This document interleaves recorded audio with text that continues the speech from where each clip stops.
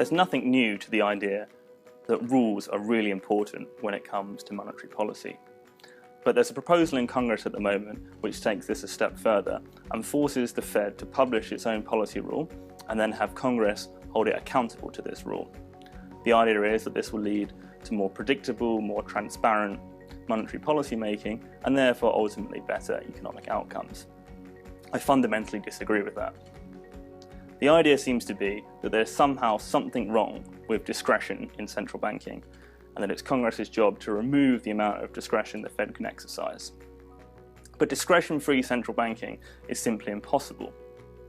Firstly, there is no widely agreed optimal policy rule, or indeed even if there is a rule which is optimal in all circumstances. So for the Fed to choose any one rule would already be an act of discretion. Secondly, even when the rule was set down, the Fed would still have to exercise discretion on a daily basis as it conducted policy, as it would have to make judgments over things like the equilibrium rate of interest, the size of the output gap, the natural rate of unemployment. There's no hard and fast empirical way of finding the value of these things. It ultimately involves discretion.